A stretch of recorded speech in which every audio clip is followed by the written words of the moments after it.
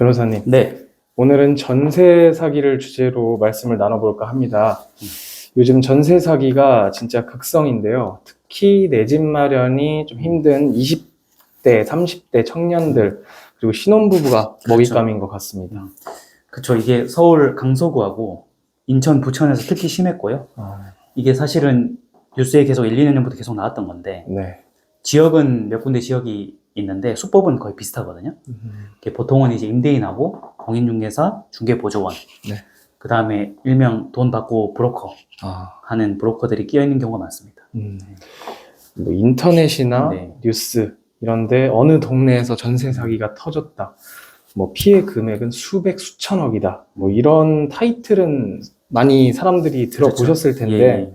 왜 전세 사기를 당하는지에 대한 근본적인 얘기를 어디 가서 듣기가 쉽지 않은데요.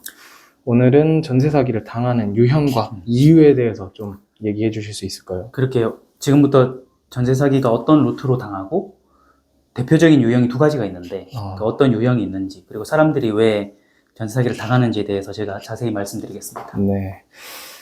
변호사님, 전세는 우리나라의 대표적인 임대차 계약이지 않습니까? 네네. 근데 전세 사기라고 하면 도대체 전세가 어떻게 사기가 될 수 있는 건가요? 그러니까 이제 전세는 우리나라에 밖에 없는 제도인데 네. 목돈을 한 번에 예치하잖아요. 네. 옛날에는 이런 경우가 잘 없었어요. 그냥 계약 끝날 때 임대인이 보증금을 못 돌려준다, 쉽게 돌려준다 이 차이만 있을 뿐이지 네. 전세에 사기가 붙는 용어가 생긴 지는 많이 안 됐거든요. 근데 사람들이 조금 나쁜 쪽으로 지능이 발달해서 네. 이 전세라는 제도를 사기로 이용하기 시작한 거예요. 근데 그 전세 자체가 절대 사기는 아니고요. 당연히 전세는 정상적인 아주 좋은 우리나라만의 제도인데 네.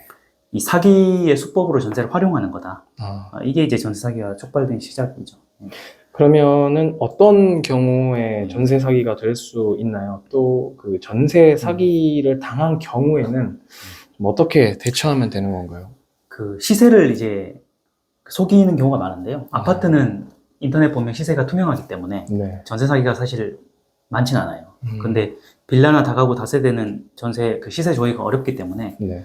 그 점을 이용해서 이제 전세 계약을 높은 가격에 유도하는 건데요. 이때 이제 브로커가 공모하는 경우도 있고. 근데 요 단계까지만 해도 사기라고 보진 않아요. 네. 그럼 정확한 시세 조회를 안 해본 임차인의 그렇죠. 잘못도 일부는 맞아요. 있어 보이는데, 그럼 그렇다면 사기라고 볼 수 있는 부분은 어떤 유형인지 좀 말씀해 주실 수 있을까요? 그 제가 말씀드린 것처럼 시세 조회는 임차인도 해봐야 되는데 네. 계약할 때 임차인도 본인이 잘 안 알아본 잘못이 있는 거니까 네. 시세를 뭐 정확한 시세를 안 알려줬다는 그 자체가 사기가 되는 건 절대 아니고요. 다만 이제 전세 사기가 되는 경우 대표적으로 두 군데가 있는데요. 네. 일단은 그 시세에 따라 계약을 할 때 네. 원래 임차인이 보증금을 돌려받으려면 1순위가 확보돼 있어야 되잖아요. 근데 우리나라 주택임대차 보호법상 그 전입신고 효력이 네. 그 다음날 0시에 발생해요. 아, 그래서 당일날 발생하는 게 아니라 그 다음날 0시에 발생하기 때문에 네. 하루 다음날 효력이 발생하는 거거든요. 그래서 그 점을 아는 임차인도 있고 모르는 임차인도 있어요. 네. 근데 이제 정확히 모르는 임차인을 대상으로 해서 이 부동산은 깨끗한 부동산이다. 처음에. 그렇게 속인 다음에 그래서 이렇게 전입신고를 해라 이렇게 안내를 하고요. 네. 그러면 잘 모르는 임차인은 전입신고를 하는 거죠. 근데 전입신고를 하는 그날 네. 그날 은행의 담보를 잡아버리는 거예요. 아, 그러면은 정작 그 계약하기 전에 등기부를 보여줄 때는 깨끗했는데 네. 임차인이 전입신고를 하는 그날 동시에 근저당을 잡아버리기 때문에 등기부를 그날 또 확인하지 않잖아요, 일반적으로. 네. 그렇게 되면 제가 아까 얘기한 대로 전입신고 효력이 다음날 0시에 발생하기 때문에 그 은행 담보가 순위가 앞서게 되는 거거든요. 네. 이렇게 되면은 그걸 속인 거니까 이제 대표적인 전세 사기 유형이 되는 거고요. 두 번째는 그 집을 파는 경우인데요. 그 은행 담보를 몰래 잡는 거랑 마찬가지로 네. 원래 대항력이 발생하고 나서 집을 팔아야만 이제 새로운 임대인에게 내가 보증금을 주장할 수 있는데 네. 그 대항력도 전입신고 다음날 발생해요. 그걸 또 모르는 임차인을 대상으로 해서 그 임대인과 브로커가 공모해가지고 네. 그날 팔아버리는 거예요. 안 알리고. 그러면은 대항력이 발생하기 전에 집주인이 바뀌었기 때문에 네. 그 바뀐 집주인 상대로 대항력을 주장할 수 없거든요. 요 대표적인 두 가지 경우가 전입신고의 효력 발생 시점을 악용해서 전세 사기를 치는 경우죠. 첫 번째는 효력 발생 시점을 악용을 해서 그렇죠. 모르시는 분들이 본인도 인지를 못하는 사이에 네네. 당하게 되는 그렇죠. 그런 경우예요.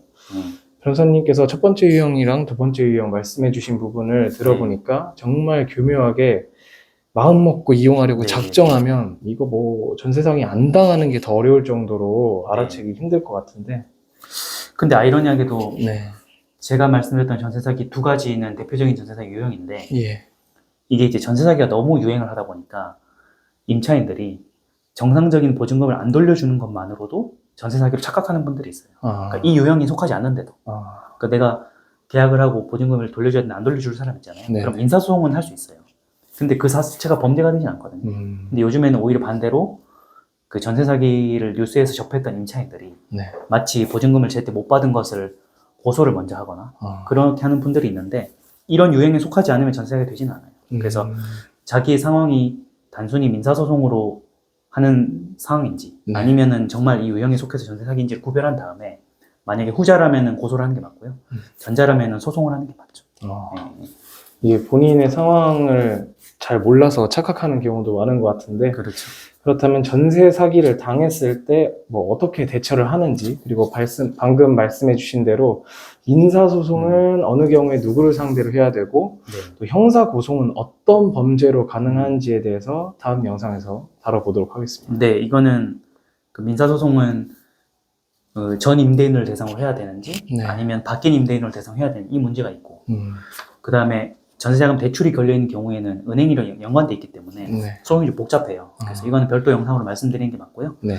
그 전세 사기 같은 경우에도 고소를 할 수는 있는데 구체적으로 임대인만 하는 건지 아니면 공인중개사를 고소를 하면 어떤 법으로 하는지 네. 그리고 공인중개보조원의 경우에는 어떤 범죄로 하는지 이런 것도 좀 복잡하기 때문에 이건 저희가 별도로 그 소송 대처 방안에 대해서 별도 영상으로 말씀드리는 게 좋을 것 같아요. 네, 알겠습니다.